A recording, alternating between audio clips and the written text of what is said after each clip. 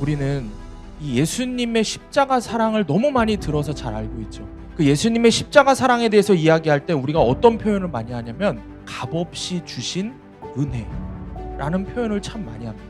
값없이 주신 은혜라는 것은 여러분 그런데 그냥 거저 주신 공짜 주신 사랑이라는 뜻만 담고 있는 것이 아닙니다.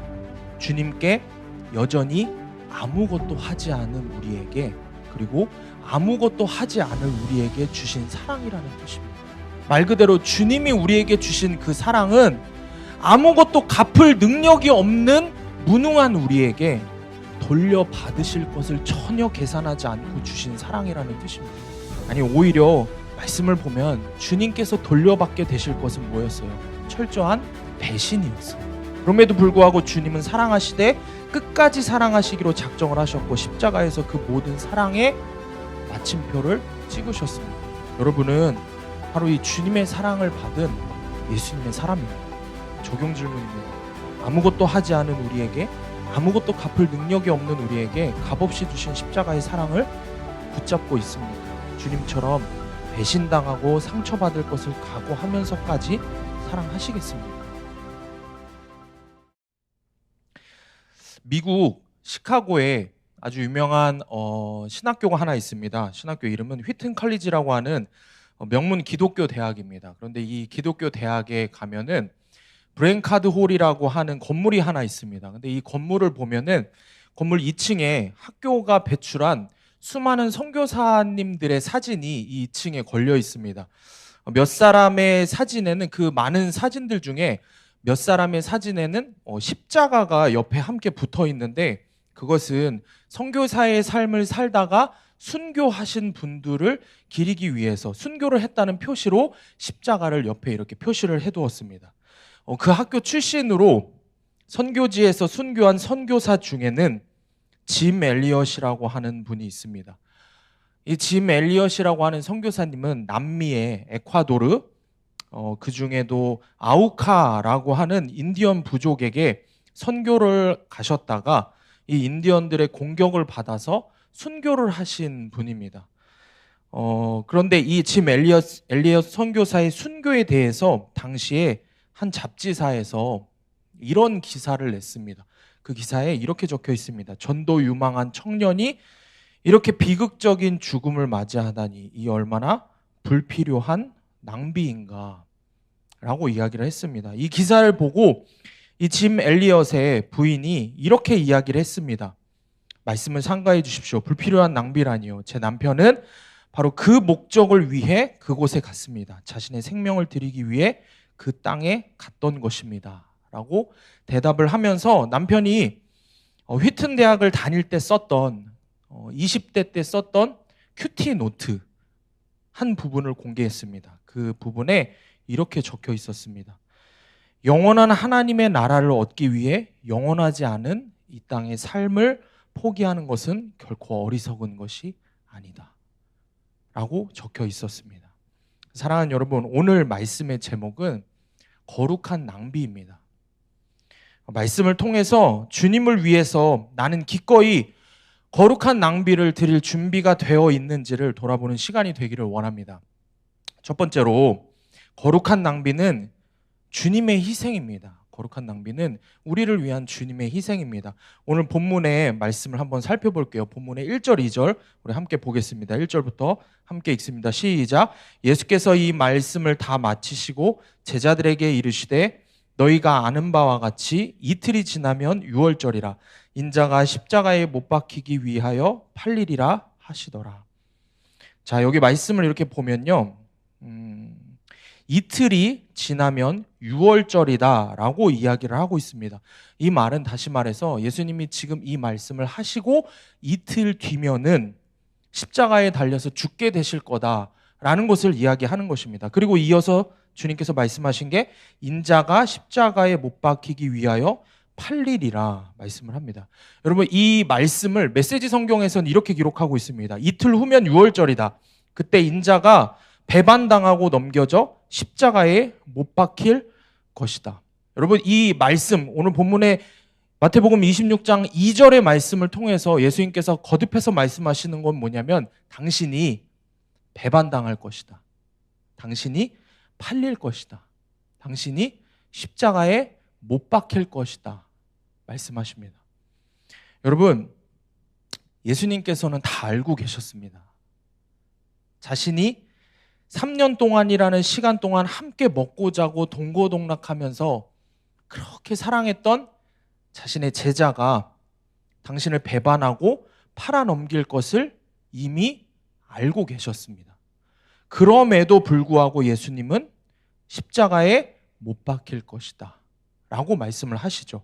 여러분, 여기서 이 십자가에 못 박힐 것이다 라고 말씀하시는 이 예수님의 표현은 예수님 자신의 강한 의지가 담겨져 있는 수동적인 수동태 표현입니다. 원어를 살펴보면은 수동태의 표현으로 이 말씀을 하고 계십니다. 사랑하는 사람에게 배반당할 것을 알고 계시지만 뭡니까?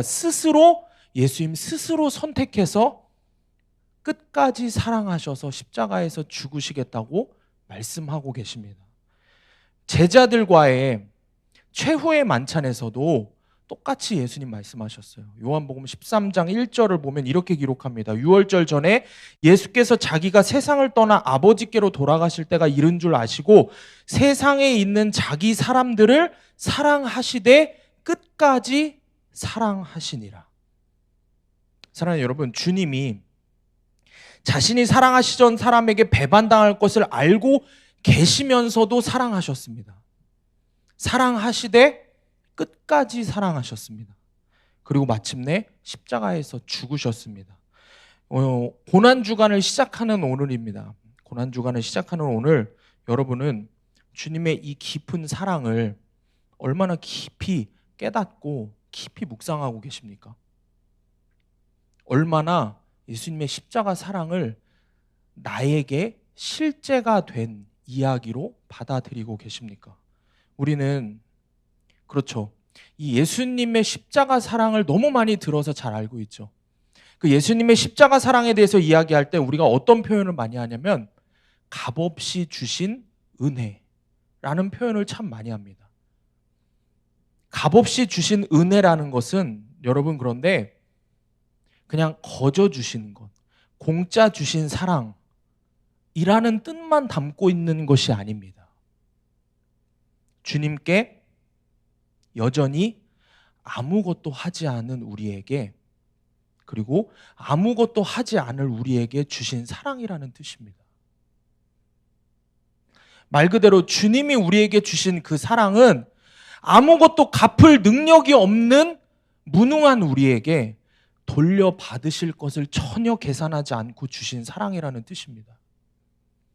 아니, 오히려 말씀을 보면 주님께서 돌려받게 되실 것은 뭐였어요? 철저한 배신이었어요. 그럼에도 불구하고 주님은 사랑하시되 끝까지 사랑하시기로 작정을 하셨고 십자가에서 그 모든 사랑의 마침표를 찍으셨습니다. 여러분은 바로 이 주님의 사랑을 받은 예수님의 사람입니다. 적용 질문입니다. 아무것도 하지 않은 우리에게, 아무것도 갚을 능력이 없는 우리에게 값없이 주신 십자가의 사랑을 붙잡고 있습니까? 주님처럼 배신당하고 상처받을 것을 각오하면서까지 사랑하시겠습니까? 오늘 본문에 3절과 4절을 한번 읽어보겠습니다. 함께 읽습니다. 시작. 그때의 대제사장들과 백성의 장로들이 가야바라는 대제사장의 관정에 모여 예수를 흉계로 잡아 죽이려고 의논하되. 자, 말씀을 보면 이 사람들이 예수님을 죽이려고 의논을 합니다. 그들을 어떻게든 살리려고 하시는 예수님 앞에서 그들이 하는 짓이라고는 주님을 죽일 의논을 합니다. 한편에서는 죽이는 의논을 하고 있습니다. 그런데 다른 한편에서는 살리는 의논을 하는 것입니다. 대제사장들과 장로들은 죽이는 의논을 하고 있고 주님은 그들을 살리는 이야기를 하고 계십니다. 여러분, 우리의 입술에서는 항상 다른 이들을 죽이는 말, 상처 주는 말을 일삼지만 주님의 입술에서는 항상 우리를 살리겠다는 말씀만 하십니다. 여러분의 입술에 계속해서 죽이는 말을 담고 있지는 않은지 돌아보아야 한다는 거예요. 여러분, 메시지 성경을 살펴보면은 대제사장들과 장로들이 이 부분을 어떻게 표현하냐면 예수님을 보세요. 몰래 잡아 죽이려 했다. 또 세번역 성경에서 속임수로 잡아 죽이려고 했다라고 이야기합니다. 우리를 살리기 위해서 이 땅에 오신 주님을 향해 우리가 하는 짓이라고는 주님을 속이려고 하고 배반하려고 하고 결국 주님을 십자가에 못 박으려고 하는 것입니다. 이게 주님을 향한 죄인된 우리의 모습이라는 거예요. 그런데 주님은 우리를 위해 기꺼이 십자가를 선택하셨습니다.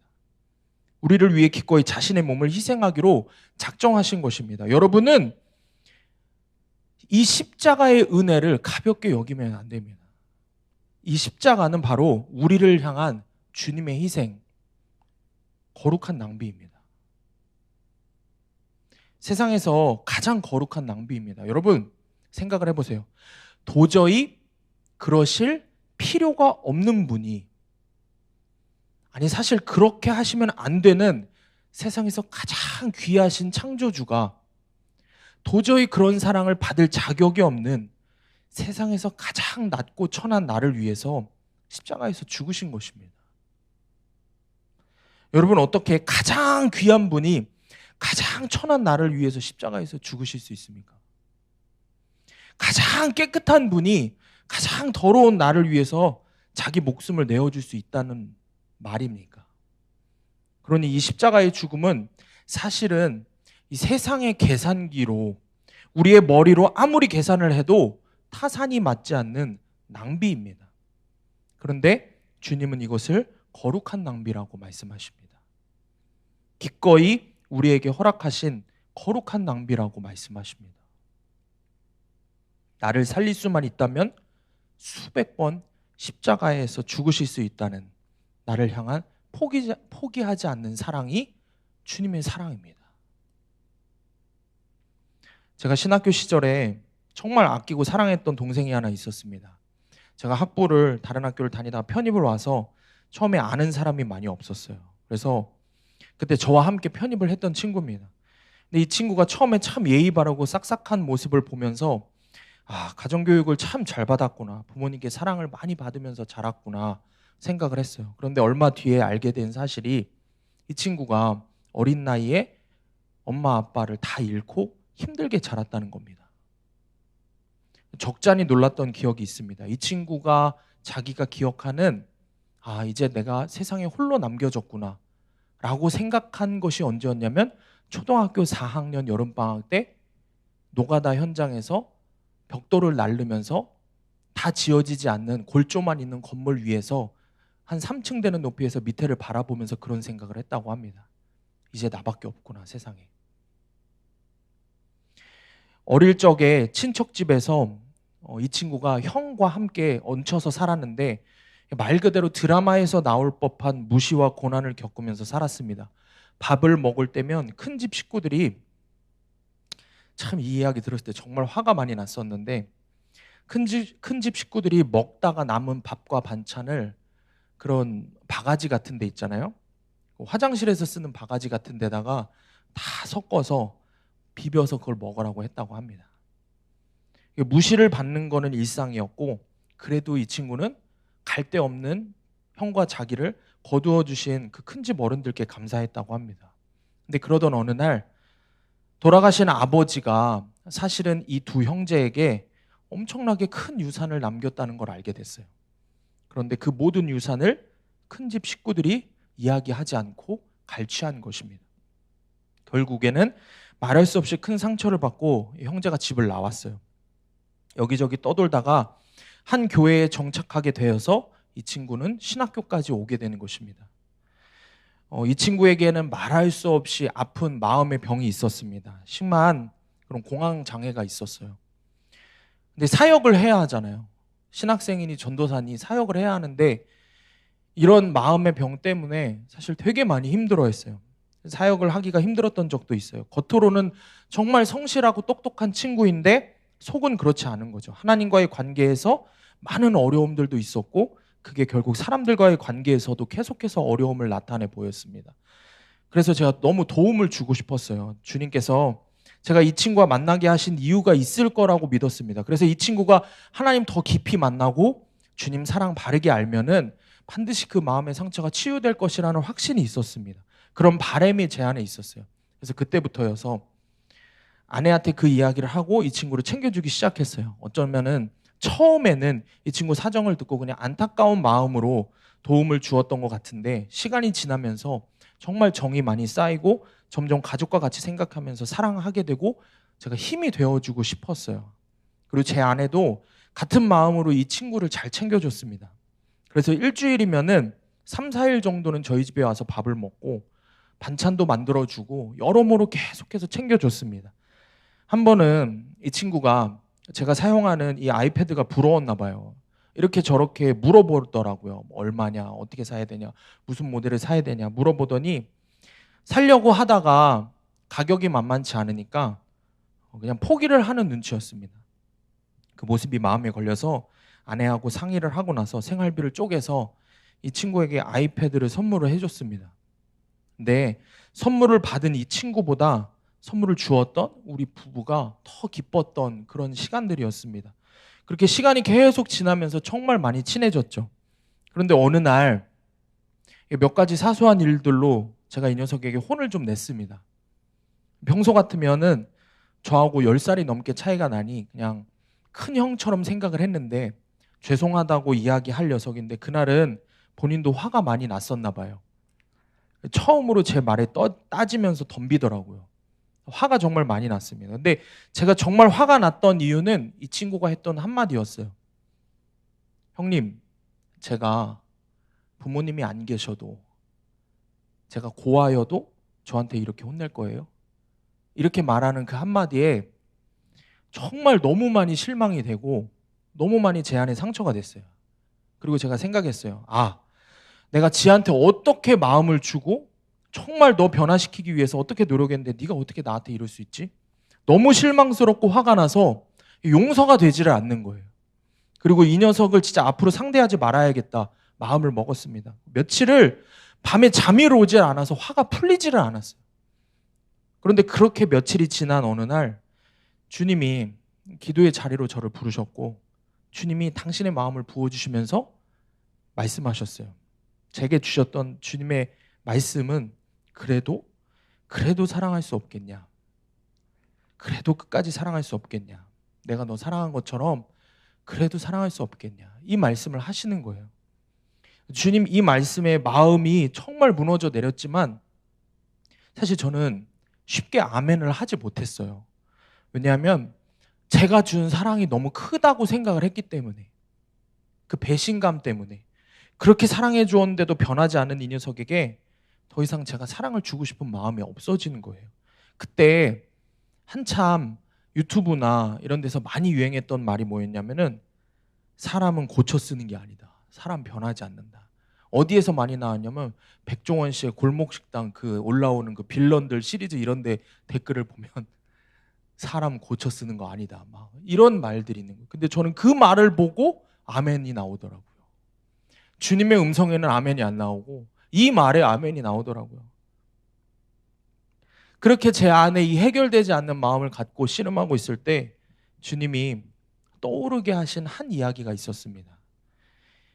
별세 신앙이라는 말로 이 믿음의 신앙의 모습으로 살아생전에 딱 2벌 옷만 남겨놓고 자신의 모든 소유를 팔아서 교회와 가난한 이웃에게 나누어 주셨던 한신교회를 담임하셨던 고 이중표 목사님이라고 하시는 유명한 목사님의 설교 영상이었어요. 목사님이 사역하시던 교회에서 목사님이 정말 오랜 시간 동안 말씀과 기도 그리고 사랑을 해주면서 변화시키려고 했지만 도통 말을 듣지 않았던 문제를 자꾸 일으키는 장로님이 한 분 계셨습니다. 그래서 참다가 목사님이 기도를 하셨어요. 주님, 저 사람을 다른 교회로 좀 보내주시옵소서. 이렇게 기도를 했답니다. 그랬더니 주님께서 그러시더래요. 야, 보낼 교회가 없다. 저희를 받아줄 수 있는 교회가 없다. 저희를 감당할 교회가 없다. 그러시는 거예요. 그래서 목사님이 다시 기도하셨어요. 그럼 주님, 저 사람을 나이가 많으니까 빨랑 그럼 데려가십시오. 빨리 그냥 천국으로 데려가십시오. 이렇게 기도를 하셨대요. 그랬더니 주님이 그러시더래요. 아직 때가 되지 않았다. 그래서 목사님이 마지막으로 그러면 주님 당신의 능력으로 저 사람 버르장머리 좀 고쳐주십시오. 이러다 제가 죽겠습니다. 제 힘으로는 아무리 해도 저 사람 고쳐지지 않으니까 주님이 고쳐주십시오 라고 기도했어요. 그러니까 주님께서 이렇게 말씀하신 거야. 안 그래도 내가 고쳐보려고 했는데 그게 안 되더라. 그러시더래요. 목사님이 주님께 따지듯이 이야기하십니다. 아니, 전지전능한 하나님이신데 못하실 일이 무엇이 있겠습니까? 무슨 말도 안 되는 소리를 하십니까? 그렇게 목사님이 따지듯이 기도하자 주님이 말씀하셨어요. 그래서 내가 저 사람을 품에 안고 대신 십자가에서 죽었어. 그때 목사님이 깨달았어요. 이게 주님의 십자가 사랑이구나. 저 사람도 나도 주님이 고치시려고 하는데, 변화시켜 주시려고 하는데 내 고집 때문에, 내 자아 때문에 고쳐지지 않으니, 그래서 주님이 여전히 변화되지 않고 끝까지 변화되지 않으려고 하는 나를 품에 안으시고 결국엔 십자가에서 죽으시는 것밖에 방법이 없었구나. 그게 아니면 나를 살릴 수가 없었구나. 그게 주님의 사랑이구나. 목사님 그제서야 깨달으셨습니다. 사랑하는 여러분, 오늘 본문에 이 큐티인 해설집을 보면은 이런 표현이 있습니다. 예수님은 자신을 죽이려는 자들에게 나는 죽고 너희는 사는 적용을 하십니다. 여전히 음란과 중독 등 수많은 죄들을 끊지 못하고 변하지 않는 우리를 위해 주님이 죽기로 작정하신 것입니다. 여러분, 여전히 변화되지 않고 여전히 죄 가운데 빠져있는 우리를 위해 주님이 죽으셨습니다. 우리가 주님을 배반할 것을 알고 계심에도 불구하고 주님은 기꺼이 우리를 위해 십자가에서 죽으셨습니다. 우리가 여전히 변화되지 않고 주님 말씀에 끝까지 순종하지 않을 것을 알고 계심에도 불구하고 주님은 기꺼이 우리를 위해서 십자가에서 죽으셨습니다. 여러분, 주님은 마지막까지 나는 죽고 너희를 살리는 적용을 하셨습니다. 주님은 마지막까지 거룩한 낭비, 십자가에 적용을 하셨습니다. 얼마 전에 아까 이야기한 그 동생 전도사에게 연락이 왔어요. 형님과 형수님이 자신을 끝까지 사랑해 주셔서 감사하다고 갑자기 밤에 전화가 와서, 뜬금없이 전화가 와서 자신이 정말 많이 힘들 때마다 문득문득 그 마음들이 떠오른다고, 그래서 자기가 지금까지 살 수 있었다고, 그래서 힘이 된다고, 감사하다고, 이 감동적인 이야기를 정말 한 30초 만에 이야기하고 지도 민망한지 끊어버리더라고요. 아내와 함께 제가 스피커폰으로 그 연락을 받고 둘이 정말 많이 울었습니다. 저를 알아줘서, 제가 줬던 걸 알아줘서 운 게 아니라 나는 죽고 너를 살리는 적용을 하셨던 주님의 그 사랑을 제가 그 순간 조금이나마 깨닫게 됐기 때문입니다. 주님이 나도 그렇게 살리셨고 그 친구도 그렇게 살리고 계시는구나 믿어졌기 때문입니다. 적용 질문입니다. 나는 죽고 너를 살리는 적용을 하신 주님을 본받아 내가 죽어서 살려야 하는 그 사람은 누구입니까? 그 사람에게 내가 할 수 있는 사랑의 적용은 무엇입니까? 자, 두 번째 거룩한 낭비는 주님을 위한 우리의 희생입니다. 런던에 템플 교회가 있는데, 템플이라고 하는 이 교회의 교인 중에 에밀 매틀러라고 하는 분이 계십니다. 이분은 식당을 경영하는 분이었는데 돈이 없는 사람들에게 공짜로 밥을 먹이기도 하고 기독교 단체나 NGO 단체에서 도와달라고 하면은 아주 큰 액수를 기부하는 분으로 유명한 크리스찬이었습니다. 어느 날 어느 선교 단체에서 와서 기부를 부탁했어요. 이분에게 선뜻 가게에 있는 금고로 가서 돈을 꺼내서 기부했습니다. 그런데 이 선교단체 직원이 뒤에서 이렇게 보니까 돈 상자 안에 큰 대못이 하나 있는 겁니다. 그래서 이게 무슨 못입니까? 라고 물었어요. 그랬더니 이 분이 한 15cm 정도 되는 대못을 꺼내면서 이렇게 말했습니다. 십자가에서 예수님의 손과 발에 딱 이런 못이 박혔습니다. 나의 죄를 위해 죽으신 그 사랑을 잊지 않고 살려고 늘 돈 상자 안에 이 대못을 두고 지냅니다. 돈 상자를 열어서 내가 누군가를 도와야 할 때 이 못을 보면 인색한 마음이 들지 않습니다. 예수님은 나에게 전부를 주셨으니까요. 이렇게 고백을 했습니다.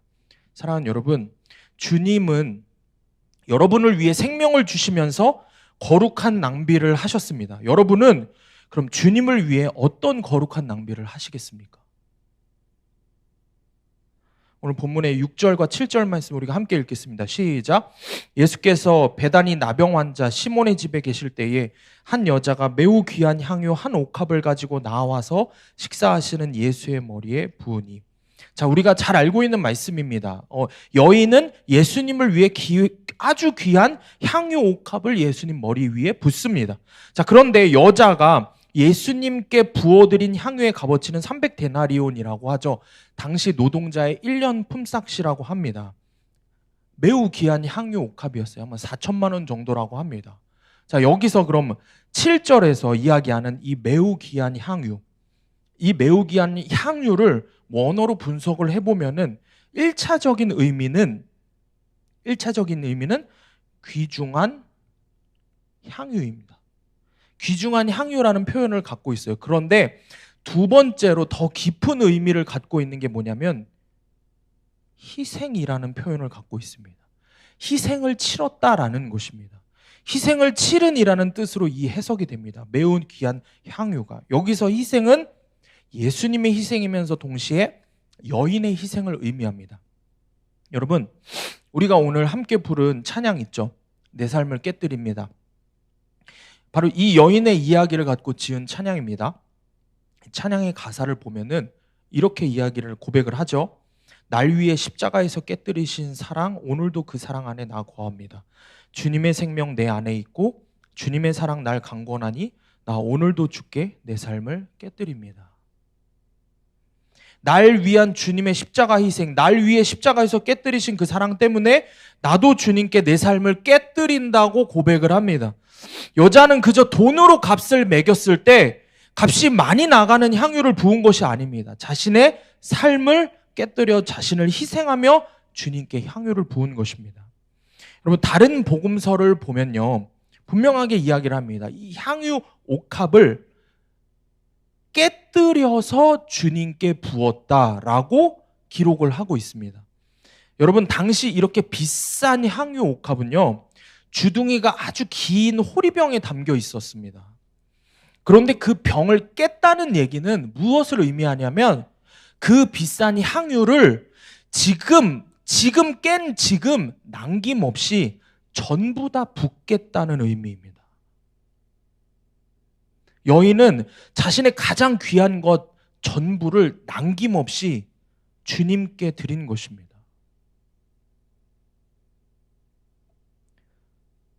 오 주여 내 삶을 깨뜨립니다. 주 머리 위에 붓습니다. 내 모든 삶과 생명을 주님 얻으소서. 오 주여 내 삶을 깨뜨립니다. 주 머리 위에 붓습니다. 주님께라면 아깝지 않습니다. 찬양의 가사에 여인의 마음이 그대로 녹아 있습니다. 내 모든 삶과 생명 주님께라면 아깝지 않습니다.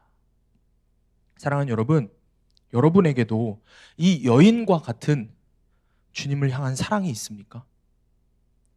주님을 향한 희생이 있습니까? 주님께 전부를 드리겠다는 고백이 있습니까? 그저 오늘도 받기만 하려고 하지 않습니까? 그저 오늘도 주님을 이용해서 내 삶의 어려운 문제나 좀 해결되고 내 마음의 무거운 짐들이나 좀 덜었으면 하는 마음만 가득하지 않냐는 거예요. 여러분, 이 여인이 주님께 전부를 드리는 희생을 선택한 이유가 무엇입니까? 오늘 본문의 12절에 이 여자가 내 몸에 이 향유를 부은 것은 내 장래를 위하여 함이니라. 예수님의 십자가 죽음, 십자가 사랑 때문입니다.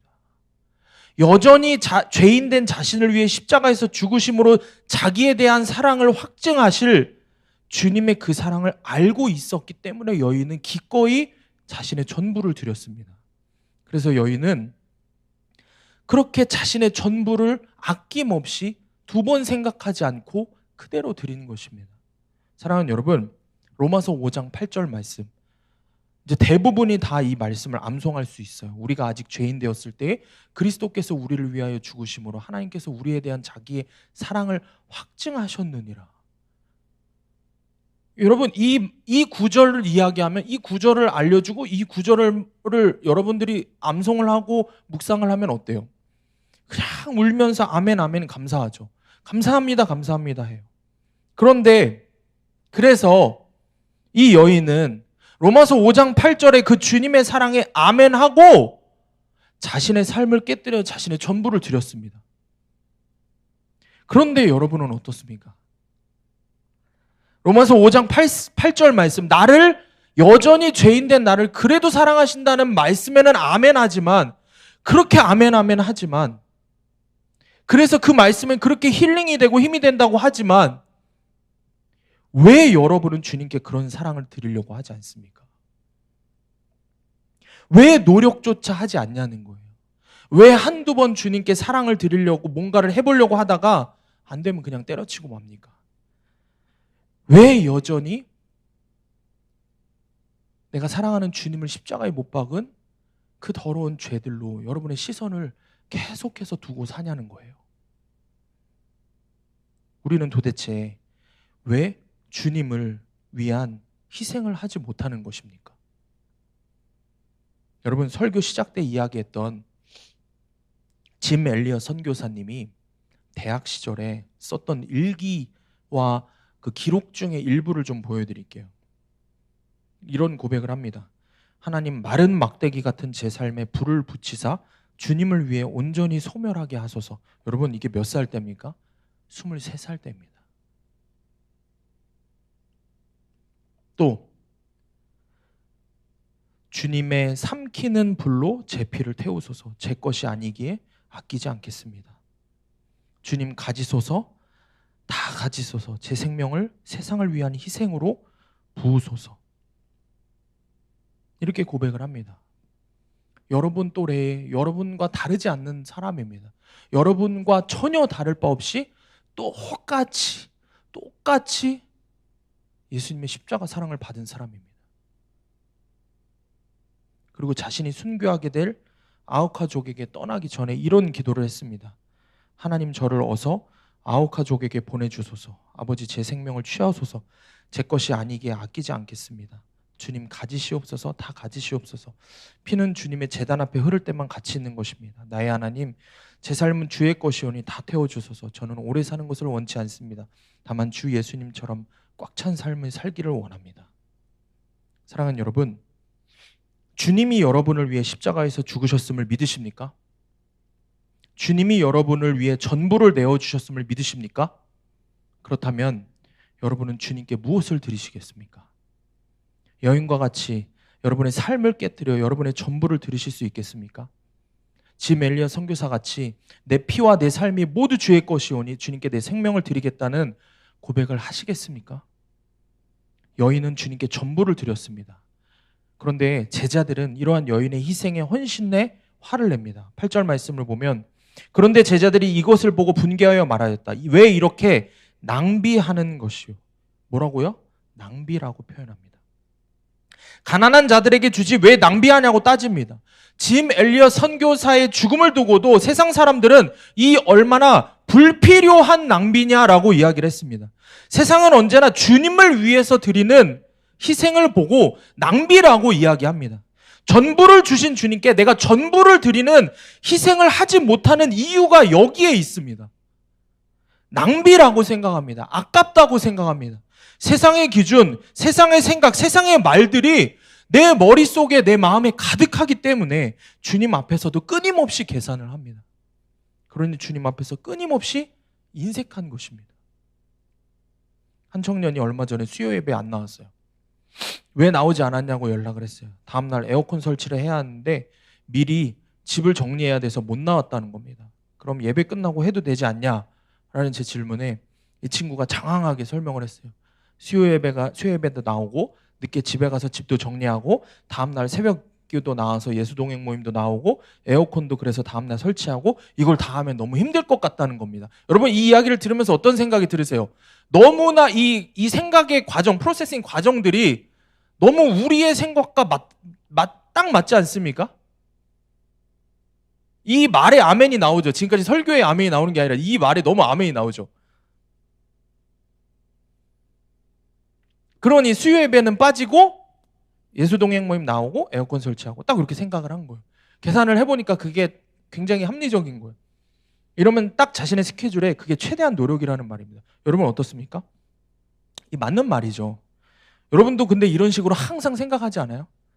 오늘 내가 늦게 퇴근했으니 내일 새벽 예배나 예수동행 모임은 넘겨야겠다. 아침에 일찍 출근해야 되니 큐티는 밤에나 해야지. 이번 달은 카드값으로 지른 게 많으니 11조나 헌금은 넘기고. 지금 내 상황이 이렇고 저렇고 하니 주님께 드리는 모든 것들이 시간과 헌신과 나중에 해야지 얼마나 계산을 기가 막히게 우리는 하면서 사는지 몰라요. 그러다가 이제 전도사인 제가 이제 뭐라고 이야기하면은 다 빠져나갈 구멍을 만들고 다 나름 이유가 있다고 합니다. 여러분 그래서 우리가 주님께 전부를 드리지 못하는 겁니다. 그래서 짐 엘리엇 선교사의 이야기는 먼 나라, 우리와 너무 먼 사람의 이야기입니다. 인물사전에 나올 법한 이야기일 뿐인 거예요. 이 여인의 이야기는 그저 성경 속에 있는 이야기일 뿐인 거가 돼버리는 겁니다. 그래서 우리는 오늘도 주님보다 나를 더 사랑합니다. 여러분 그 청년에게 제가 뭐라고 대답을 해줬을까요? 그래 아무개야 잘했어 이랬겠어요? 그럼 얘기를 안 했겠죠. 그래도 예배가 우선이다. 주님과의 시간이 최우선이다. 삶에 어떤 스케줄이 있어도 주님이 우선이다. 계속 이 말만 했어요. 아마 저녁에 먹은 저녁이 체했을 거예요. 소화가 안 됐을 거예요. 얼마나 답답했겠어요. 그러다 이 친구가 이야기를 해요. 이렇게 DM으로 보냈는데 그 DM에 목소리 음성 지원이 되면서 막 화를 내는 소리가 들리는 것 같았어요. 아니 그럼 어떻게 하냐 이거야. 자신은 그게 최선이었다는 거예요. 이상하게 글씨 크기가 다 똑같은데 그것만 그렇게 크게 보이는 것 같더라고요. 근데 마음이 그렇게 보이는 건지 모르겠는데 순간 얘기는 했지만 되게 가슴이 철렁 내려앉았어요. 자신은 그게 최선이라는 거예요. 이것도 해야 하고 저것도 해야 하니 아무리 생각을 해봐도 그게 최선이라는 거예요. 맞는 말이죠. 세상의 계산기로 보면은 너무도 맞는 말이에요. 사실 그래도 새벽 예배에 나와서 동행 모임 나오려고 했다는 거에 너무 이쁘죠. 기특하죠. 근데 그래서 저는 더 말했어요. 지금까지 네가 이야기한 거 차치하고 주님만 생각해보자. 그리고 세상 그 무엇보다도 이거 하나만 생각해보자. 세상 무엇보다도 내가 주님을 1등으로 사랑하겠다. 너의 마음을 그렇게 결론 내려봐. 내 삶에 수많은 귀중한 가치들이 있지만 그 무엇보다 항상 예수님을 사랑하는 것을 최우선의 1등으로 놓고 살겠다는 마음을 그냥 결론 내려봐. 그러면 우리가 살아가는데 선택해야 되는 결론은 답은 항상 간단해지는 거야. 사랑하는 여러분, 전부를 주신 주님께 나의 전부를 드리지 못하는 이유가 무엇입니까? 주님을 1등으로 사랑하겠다는 결론난 마음이 없기 때문입니다. 이것저것 당장 급한 것들 생각하니 주님은 2등, 3등, 4등 한참 밀려서 주님이 보이지도 않는 겁니다. 그러니 제 앞에서 핑계대고 아닌 척하고 괜찮은 척하고 그러다가 말씀으로 전곡이 찔리면 회개하는 게 아니라 시험 들고. 여러분 그런 그리스도인 되고 싶습니까? 다행히도 이 친구는 마지막에 아멘 했어요. 그러니까 이 설교회 이야기를 하겠죠. 안 그럼 지금 설교회 얘기하는데 이제 나가버리겠죠. 그래서 제가 이 청년에게 이런 이야기를 해줬어요. 제 이야기를 해줬는데 60억 지구인 중에 내가 예수님을 1등으로 사랑하겠다. 이 마음을 먹으라고, 이 마음으로 결론을 내라고 이야기했습니다. 이 친구가 그래서 자신의 핑계대던 모습을 다 인정하고 회개하고 아멘 했던 거예요. 그래서 여러분 제가 여러 번 이야기를 했지만 사실 이 어떻게 보면은 이 문장이 유치해 보일 수 있지만 이 고백은 제가 20살이 되던 날 하나님께 처음 드렸던 고백이고 20대 때 미국에 가서도 정말 힘들었을 때에도 계속 매일매일 했던 고백이고 내가 가장 힘들었을 때, 가장 잘 나갔을 때 항상 했던 기도였습니다. 그리고 이제 제가 생각을 해보니까 설교 쓰면서 글자로 쓰니까 좀 와닿더라고요. 이제 40을 앞두고 있더라고요. 주여 어떡합니까? 주님. 40을 바라보는, 이제 내년이면 40이야. 내년은 오지 말아야 돼. 주님이 그래서 올해 오셨으면 좋겠어. 주님. 40을 바라보는 지금 제 마음에도 정말 감사한 거는 이 기도가 여전하다는 겁니다. 물론 여러분, 여러분이 말을 안 해도 제가 저를 잘 압니다. 제가 제 수준을 압니다. 제가 무슨 지구인 중에 주님을 제일 사랑하고 있겠습니까? 제 지금 모습은 택도 없어요. 부족함 투성이라는 걸 제가 더 잘 압니다. 그런데 중요한 것은 여러분, 이미 제 마음은 결론난 마음입니다. 그러니 제가 이 마음을 포기하지 않는다면 주님이 반드시 이 기도를 응답하셔서 저를 그렇게 만들어 가실 것을 믿습니다. 사랑하는 여러분, 주님 앞에서 우리가 제발 그 계산기를 좀 내려놓기를 바랍니다. 이기적인 모습을 내려놓고 주님을 위해 기꺼이 거룩한 낭비를 하는 저와 여러분이 되기를 원합니다. 여러분, 오늘 고난주간을 시작합니다. 여러분들 모태신앙들이 대부분이고 교회를 오랫동안 다녔지만 고난주간이라고 하면은 뭐 수십 번을 했겠죠. 그런데 항상 이 생각을 해야 돼요. 매년 고난주간이, 매년 성금요일이, 매년 부활주일이 달라야 한다. 더 깊이 주님 사랑 알아야 된다. 이 마음을 항상 갖고 있으시길 바랍니다. 고난주간을 시작하는 오늘 주님의 십자가를 더욱 바라봅시다. 여러분을 위해서 여러분을 위한 주님의 희생, 거룩한 낭비입니다. 그리고 이 십자가 앞에서 오늘 우리가 고백해야 합니다. 주님께 내 전부를 드리고 싶습니다. 정말 내가 그런 그리스도인이 되고 싶습니다. 주님을 위한 희생, 거룩한 낭비를 하고 싶습니다. 이렇게 고백하는 저와 여러분이 되기를 원합니다. 마지막 적용 질문입니다. 내가 깨뜨릴 가장 귀한 향유 옥합은 무엇입니까? 주님을 위해 어떤 거룩한 낭비를 하시겠습니까? 말씀을 정리합니다. 짐 엘리어 선교사님 아까 이야기를 했죠. 선교사님이 죽고 나서 아내였던 엘리자베스 엘리엇은 사실 너무 젊은 나이에 남편을 잃었어요. 근데 몇 년 동안 간호사 교육을 받고 남편과 똑같이 남편을 죽인 그 아우카 부족에게로 향했어요. 그리고 사랑으로 수년 동안 그들을 섬겼어요. 자기가 짐 엘리엇 선교사의 아내라는 이야기를 하지 않았습니다. 그냥 그렇게 가서 그들을 치료하면서 섬겼어요. 결국 이 백인 간호사가 수년 전에 자신이 죽인 백인 선교사의 아내라는 것을 인디언들이 알게 됐죠. 그리고 마침내 그녀를 통해서 그 부족이 예수님을 영접하게 됐습니다. 실제 이야기입니다. 그리고 짐 엘리엇 선교사님을 창으로 찔러 죽였던 그 추장은 목사님이 되셨습니다. 그리고 그의 아들은 선교사가 돼서 미국 전역을 넘어서 세계를 다니며 자신에게 자신을 위해 희생하신, 그래서 자신을 살리신 예수 그리스도의 복음을 전하고 있습니다. 실제로 유튜브에 보면은 그 아들 선교사님에 대한 설교 영상들이 많이 있습니다. 사랑하는 여러분, 짐 엘리엇 선교사의 죽음은 거룩한 낭비였습니다. 그리고 예수 그리스도의 죽음도 거룩한 낭비입니다. 우리도 주님께 나의 전부를 드리는 거룩한 낭비를 선택하겠다고 고백하기를 원합니다. 거룩한 낭비를 하겠다는, 주님을 1등으로 사랑하겠다는 오로지 그 결론난 마음만 갖는 저와 여러분이 되기를 원합니다. 아멘. 함께 기도합시다.